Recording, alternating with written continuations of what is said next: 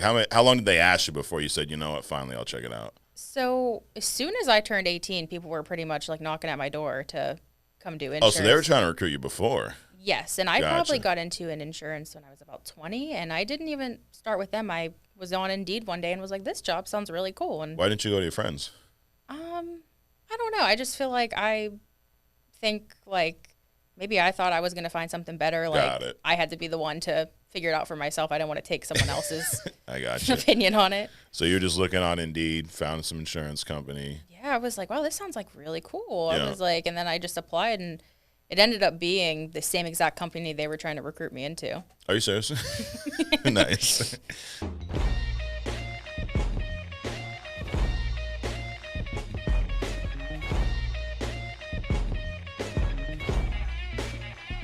All right, guys, welcome to True Talk. We had a special guest in the house today, Mara Mignogna. Did I say that right? Yes. Good. Perfect. Well, you just told me how to say it. So, well, thanks for joining us. Thanks for coming in. Where are you coming in from? Pittsburgh. Okay. Is that where you're from originally? Yep, born and raised. Born and raised. Gotcha. And you've been with us for a couple years now. I have been with you guys since March of 22, so about a year and a half. Okay. About a year and a half. Background's not in insurance. No. No. Although you did work at a company prior Yes. to here, right? For a couple months at Got a it, trial, got like it. a test run. Okay. What'd you do before insurance? I did a couple things. Mostly I was in retail Okay. as an assistant sales manager, and then I also worked in animal care for a while. Oh, really? Like what type of animal care? I worked at a daycare, but they also kind of did some like some veterinary care. They did like some fostering of animals, so it was like very multi. So it was a daycare for kids and they had animals. No, it was a dog daycare. Just a dog daycare. Okay, I got you. I was like, wow, that's interesting. All right, it's like a doggy daycare. You work Yes. there. Yeah. You always been an animal person? Yeah, that was my favorite job by far. I Really? Yes. What'd you like so much about it?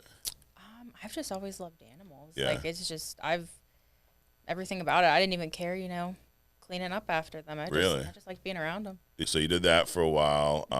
What led you to start looking into life insurance? I still would love to, once I'm a little more established, definitely do something,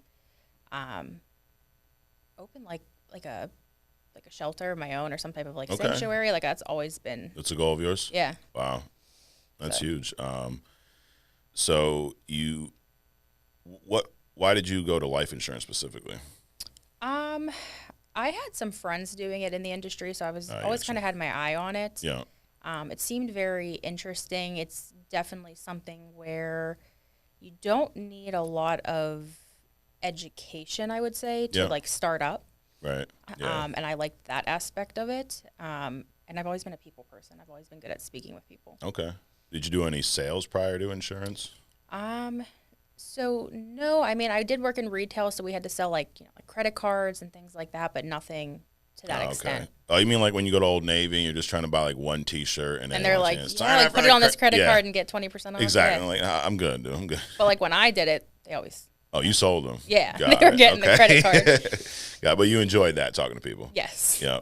And then so you had some friends that were in insurance. Did they try to recruit you? Yeah, and I Yeah. honestly wasn't into it for a while. I was like, that's not what I'm trying to do. Yeah. It just seemed like, I don't know, it just seemed too good to be true almost. And Gotcha. I'm very skeptical of things. Yeah. Okay. So how long before you decide? Like how long did they ask you before you said, you know what, finally I'll check it out? So as soon as I turned 18, people were pretty much like knocking at my door to come do insurance. Oh, so they were trying to recruit you before. Yes, and I Gotcha. probably got into an insurance when I was about 20, and I didn't even start with them. I was on Indeed one day and was like, this job sounds really cool. And Why didn't you go to your friends?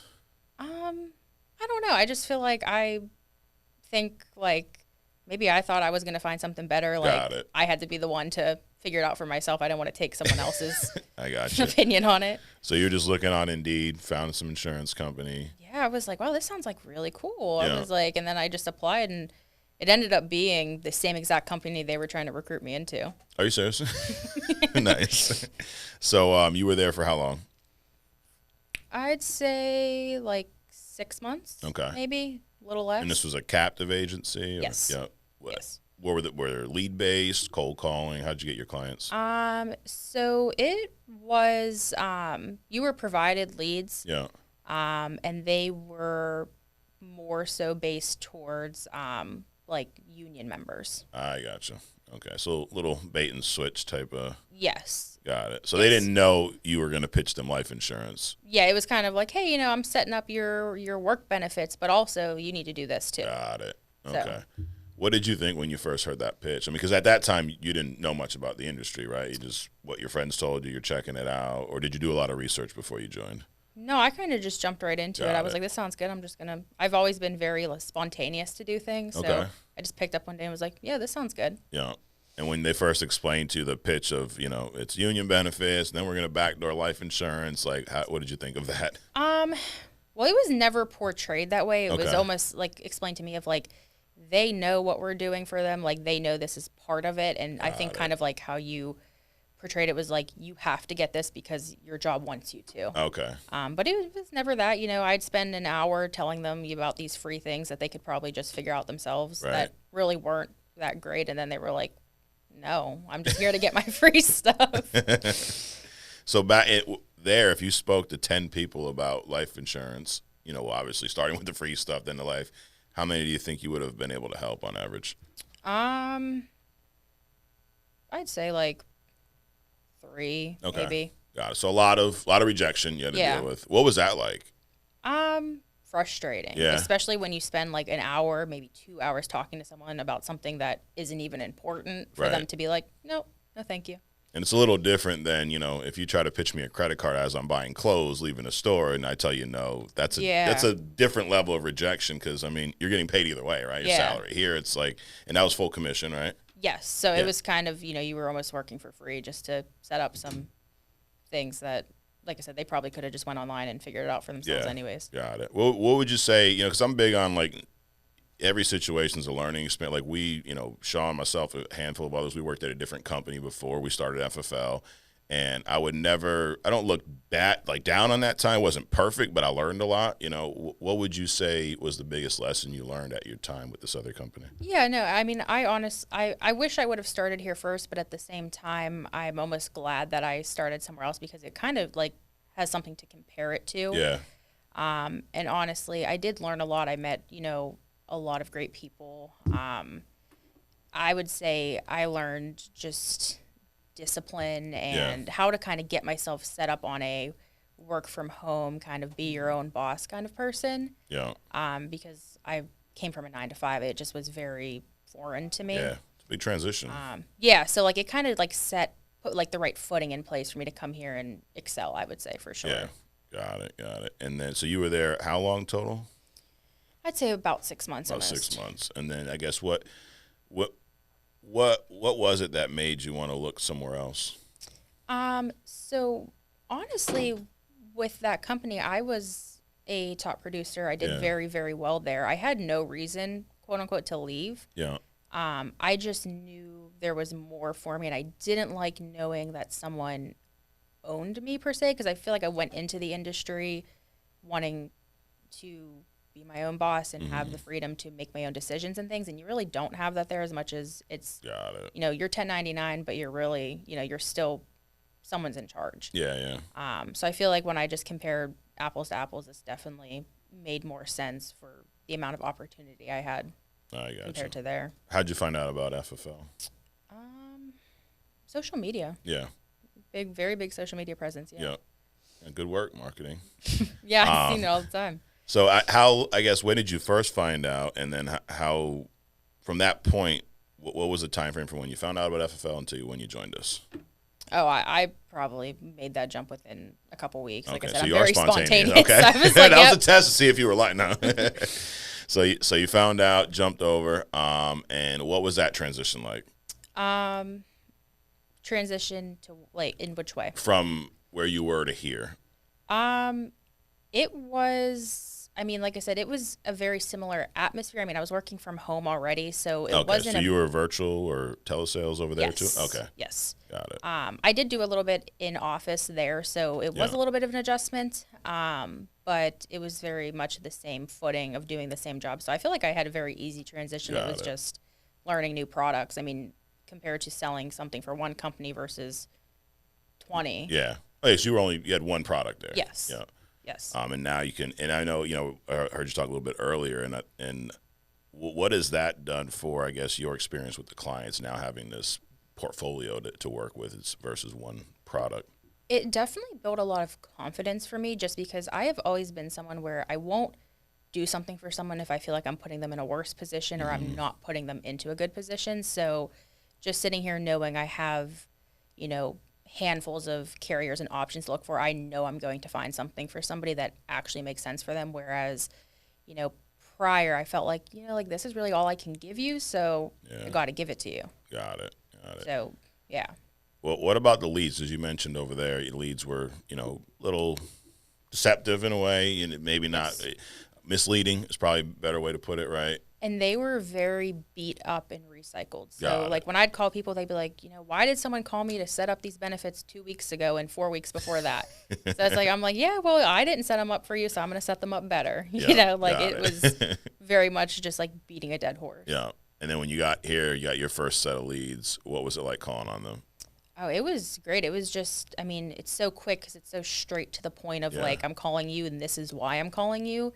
You filled this out. You know, this is what we're going to do. It's very quick. It cut my, you know, each person I'm talking to cut into a third probably at the time. Got it. And you mentioned you like helping people. Where does that come from? I'm going to be honest, I don't know. Okay. I've just always been that way. I've always been very personable. I hate doing things by myself. I just always like to be active with people and talking to people. And I love, you know, the amount of people I can talk to in a day. I just get so much new perspective, new opinions on things, different types of people. Got it. Yeah, I couldn't tell you why. That's just how I was born. There you go. Got it. And I mean, you sold a lot with us. It's like I was looking at the numbers, Mara, and I think you're maybe 3 or 4 overall right now in the entire country. And Hall of Fame twice now. Yes. And we're not even, we're a little over halfway through the year. Like you've placed in force over 800,000 so far this year. A lot of volume. What's that look like from a work standpoint? Like how is your week set up as far as when you're dialing? Are you doing one call closes? Are you setting appointments? And what days are you running appointments? So I specifically now, I do call, but I actually work with a dialer. Okay. Just because I don't think it's realistic for the amount of people I need to talk to in a day to be calling. When did you get a dialer? My second month here, I would say, because I kind of picked up dialing and getting used to it from my prior company. So when I came here, I felt like I was ready to jump into something a little more consistent. Yeah. Now, would you feel as comfortable getting a dialer if you didn't already do it yourself? No, I think you definitely need to get into the trenches per se first and get used to talking to people, and doing it for yourself before you can, teach someone else to do it for you. Right. And also, like, you're working with this dialer. A lot of times, the dialer is probably not from our industry or definitely not from, what we do in our space. Yeah. So it's like you're going to hire them and you require them to be at a certain standard that if you've never dialed, how the hell can I ask you to do this if I've never done it? Yeah, you can't teach someone something that you can't do yourself. Not at all. So a couple months into this, you got the dialer. Yes. And so dialer sets up all your appointments? For the most part. For the most part. Got it. What's your appointment goal for the week? My schedule, I would say, just because telesales is always naturally a lower show ratio for people, I usually have about minimum 15 to 20 appointments on my schedule a day. A day? Yes. Okay. And on the hour, on the half hour, 45 minutes? I double, triple book myself. Really? Just if someone's on it, one of you is going to answer. Yeah, I gotcha. So, and I would say I do that about 6 days a week. I personally have appointments all 7 days. Wow. I'm open 9 a.m. to 10 p.m. Yeah. So I let her book anywhere. And I've and I feel like this is really important, is I've learned to do what I have to do personally, like around those appointments, because I already know they're coming. So if I have something I need to do, I'm going to do it in between, before, or after. Yeah. So I would say I work 7 days a week, but I would definitely say about 6 of those days are full force and 1 is more so like laid back. Got it. So 6 days you're on the phone pretty much all day. Yeah, I would say I work about 12 hours a day. Wow. If not more. Got it. Why do you work so much? I don't know. I don't feel like I don't feel like I'm working all day. Like, I know I am, but, being able to work from home, have breaks in between, in the comfort of your own home, in the comfort of your own, like, comfy clothes, like, it it doesn't exhaust me like someone that's going to work in a 9 to 5. Yeah. So it's just something I've always done. I've always worked a lot, but to hit my goals and things, it's just what I have to do. Got it. Were your parents hardworking? Was someone you saw growing up? Like, where does that come? Yeah. Yes. Who would that be? Both of my parents. Yeah. They weren't college goers, so it Okay. was one of those situations where it wasn't, just go work 9 to 5, come home. It was, work 2 jobs, work 12 hours a day just to make sure things were okay. Got it. So it's So always you always like had that around you. Yes. So you kind of had no choice. Yes. They raised you right. Yeah. And talk about your volume. It's impressive, right? Why do you or how long do you think it took you, whether it was at the other company or here, to feel comfortable enough in the home? Like, I know there's a period in the beginning where you're not really sure what you're doing, you're trying to figure it out. But how long did it take from you to go from that to like, okay, I feel comfortable, I can pretty much run appointments, close them, no problem? I would say it definitely maybe like a month period of time, just trial and error. I wasn't fully comfortable with. Like I said, we have so many companies, products. I wasn't 100% sure like where to place people. So I would say it was like a month of just, working my way through it, trying to figure it out. I gotcha. Are you building a team at all?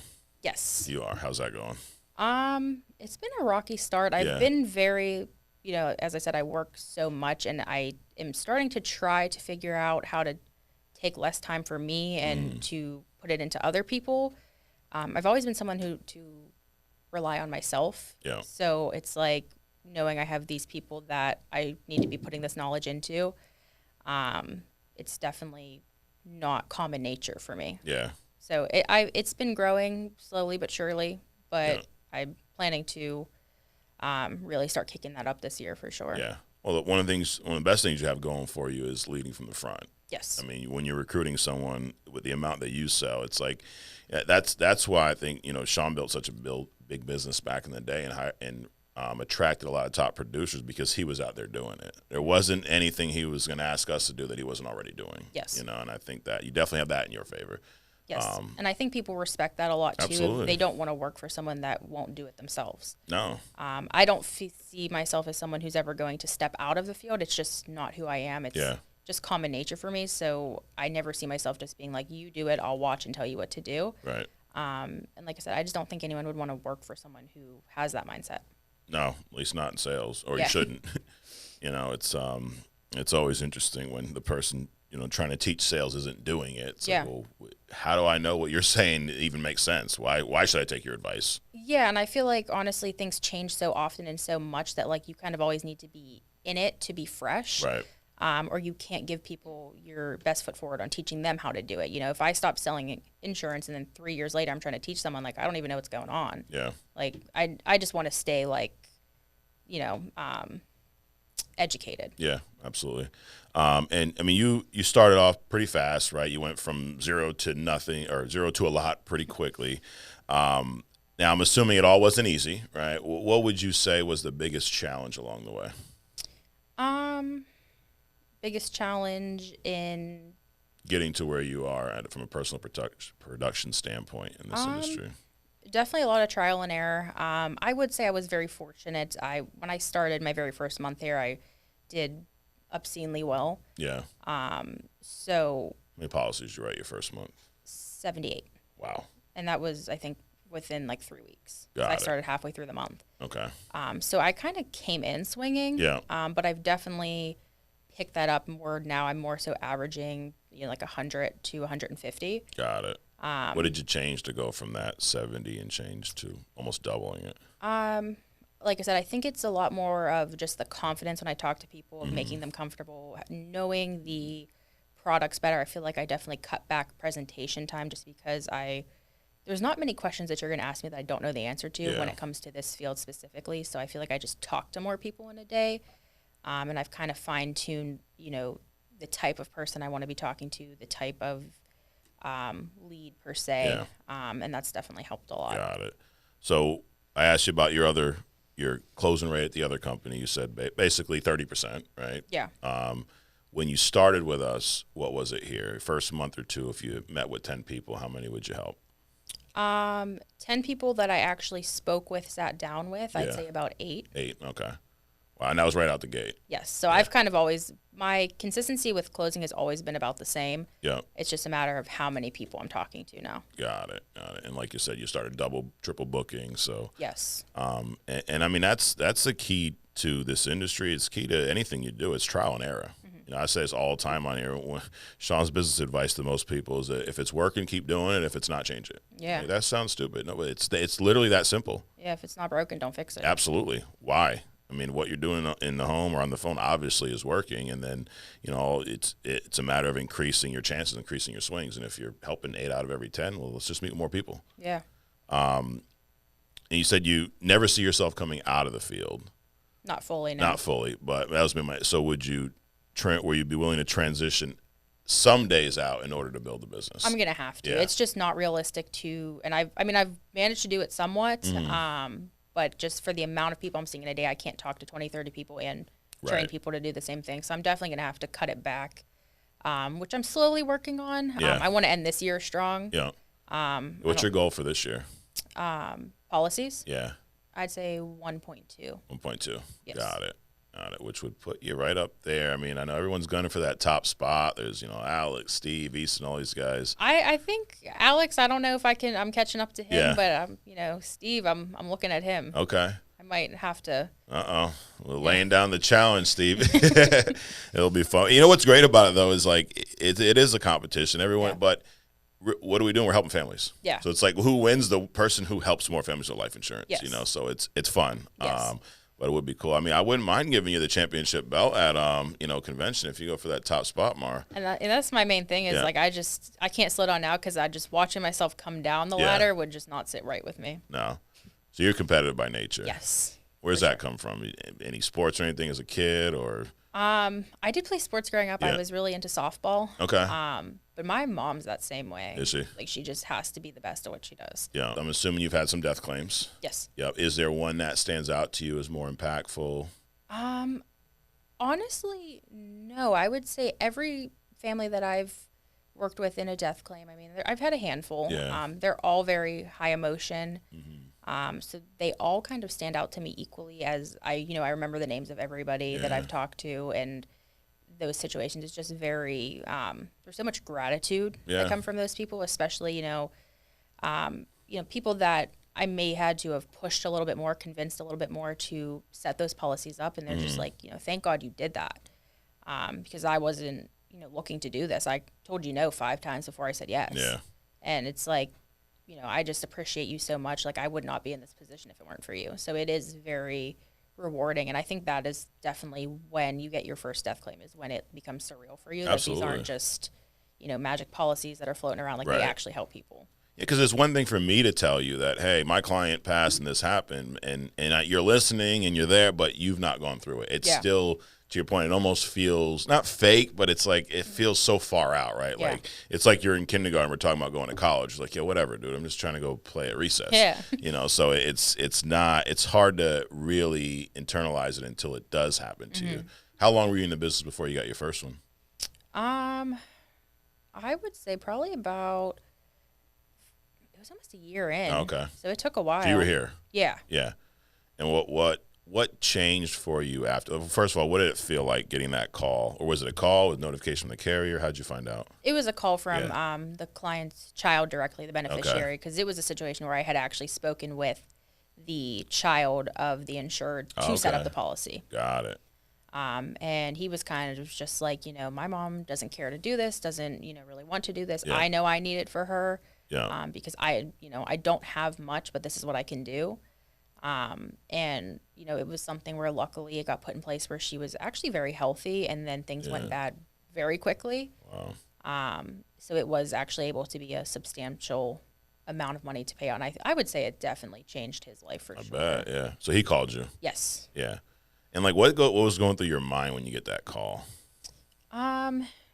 Just sadness, honestly. I mean, you can't really be happy for them knowing they're getting that money, because it's like, what did they lose to Right. get that? It doesn't really balance out. No. Like you can really only be like, well, this is what I can do for you, and I'm glad it's going to help you moving forward. But I mean, just the loss itself is, unfortunate. Yeah, absolutely. But yeah, I mean, to your point though, it's the one, we can't change the fact that, people are going to pass away, right? Yeah. And then we write a lot of life insurance, so our clients are going to pass. But yes, it's horrible, but the one thing they don't have to worry about, the one thing that, her son didn't have to worry about was the financial piece. Yeah. Which for that, I mean, that's, I guess if that's the most we can do, it's great. But, Right.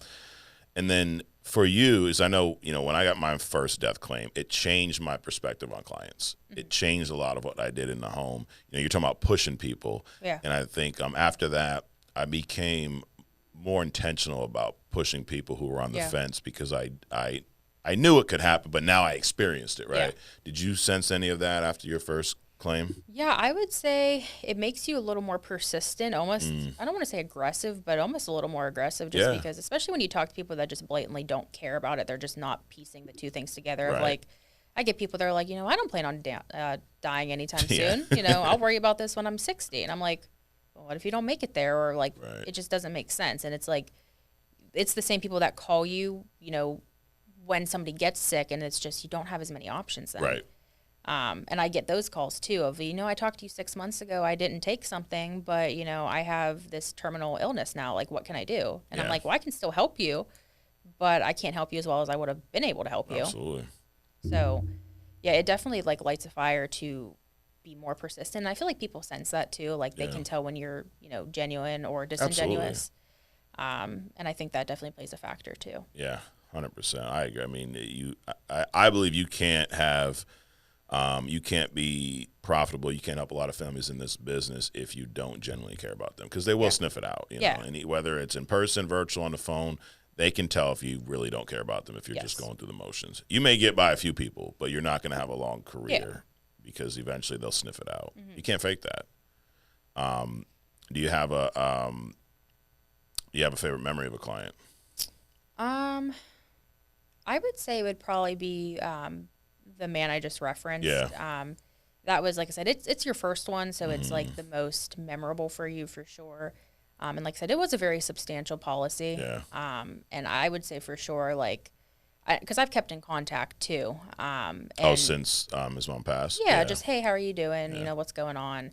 I've definitely like connected on a more friendly level, have gotten, referrals and things like from family, like, you helped me here, can you help X, Y, and Z? Mm-hmm. And he's doing very well now. Like, I would say it definitely, kickstarted a lot for him. Like I said, it's very unfortunate what happened, Yeah. but I'm glad that it was able to, make something happen for him. Well, you made a major impact in his life. I mean, Yeah. I feel like, what's going to happen is going to happen either way. Yeah. Whether you called them and helped them with life insurance or not, Mm-hmm. I feel like that would have happened either way, right? Yes. So the fact that you were then introduced and impacted that person's life, I mean, think about how different his life would be right now if Yeah. that didn't happen or if you didn't push through, because you could have easily not pushed. Right. Or your mom's not really into, okay, we're not going to do it, and then this thing still happens. Now, I mean, that changes families' trajectories for generations. Yeah. And you think about, regardless of the lump sum, it could be, my first death claim was like a $20,000 final expense policy. Yeah. But that might as well have been, $10 million to that family because it was the one thing that they didn't have to worry about for that whole process was covering the funeral. Right. Everything was covered. And now we're talking, you said it's probably, do you remember what the death benefit was? 150,000. 150,000. A lot of money. Yeah. That's paying the funeral and then some, whether Yeah. it's home bills, whatever. But that absolutely changes that person's life. I mean, that family for generations. Yeah.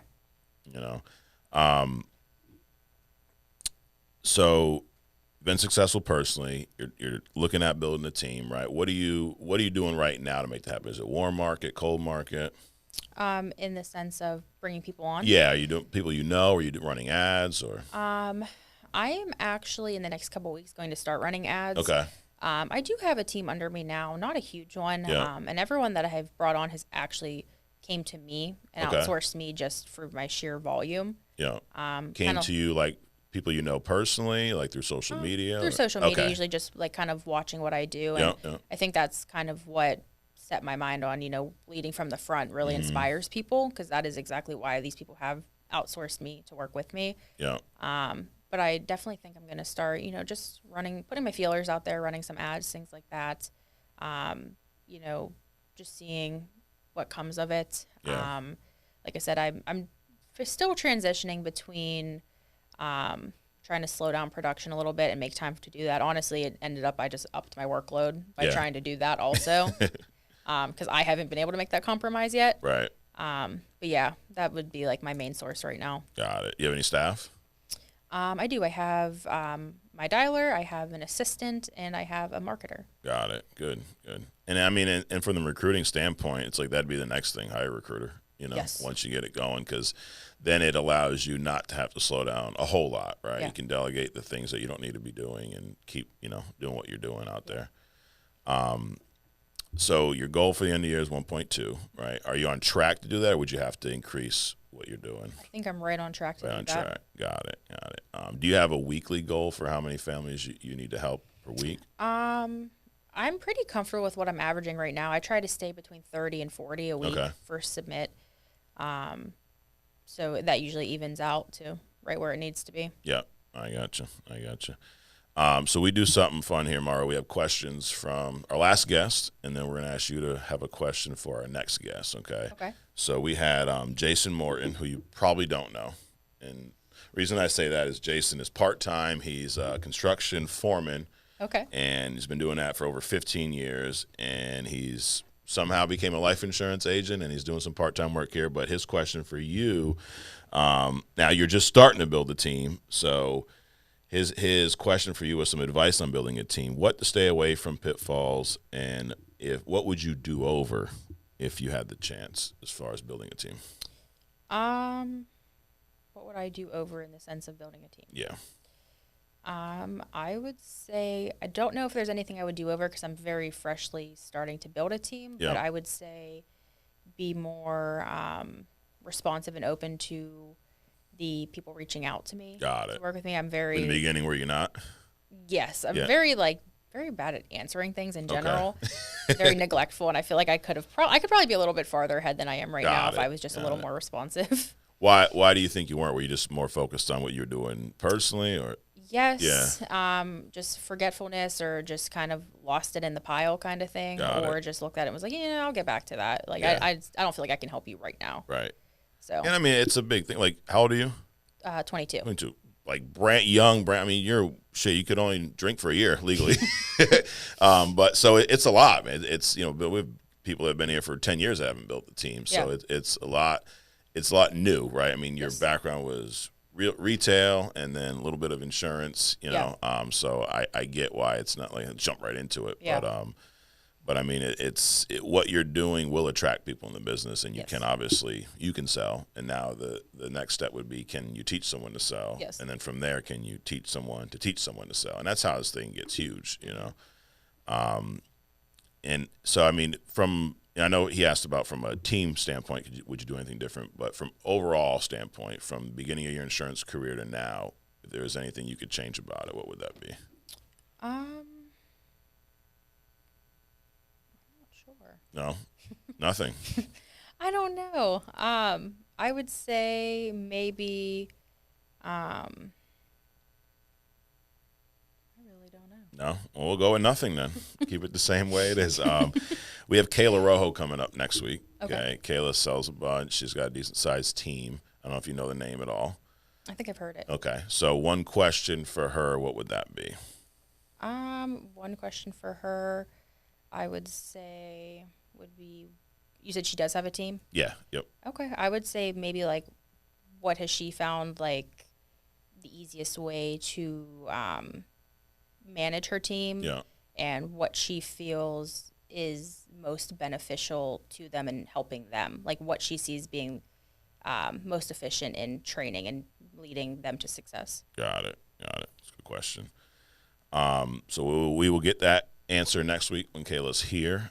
Anything else on a sales standpoint? Like if I know you say there's nothing you would change, but what is there something you wish you knew earlier about sales or about what selling life insurance in general? I think I would just wish I would have gotten into it sooner. Yeah. I mean, I think I'm very lucky getting into it at the age I did. Yeah, so you got into it real young. I mean, yeah. I mean, there's people in their 30s and 40s just finding it, but right. I also think like if I would have started this when I was 18, like 2 years ago, like where would I be right now? Absolutely. So I would say that's my biggest is I should have listened to the people that were trying to bring me in. Yeah. Before. Yeah. And not this with the amount that you sell, you must be hitting like every bonus, right? You get a personal producer bonus from us. Yes. You get your You First bonus. Yes. From America. You get the mutual bonus. Are you doing enough there? Yes. Yeah.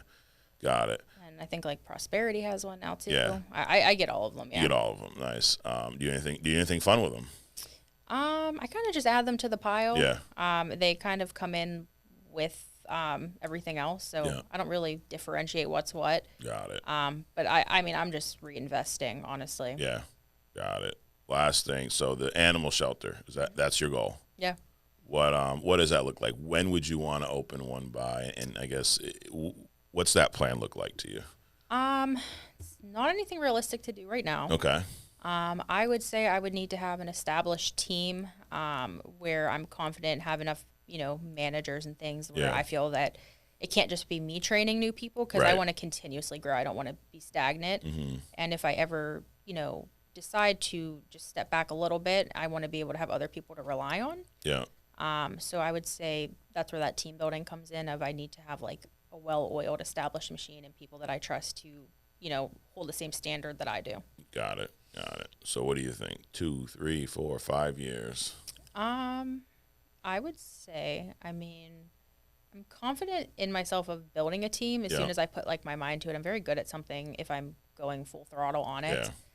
So I would say maybe 2 years would be realistic. I think it's very doable. Yeah. I mean, with the amount you produce, and then now the interesting thing to see is, all right, how can we translate that to your team? Yeah. Which, hey, I mean, like I said, you got it.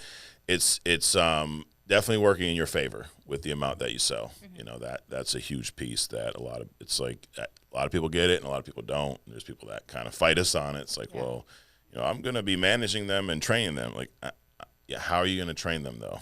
Yeah. If you've not done it.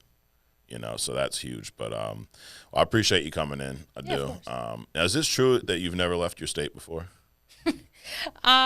I don't get out much. Okay. But- Ed told me that. I'm like, this is the first trip? That was just him being dramatic. Okay. But this is my first trip up here. I haven't been anywhere north. Okay.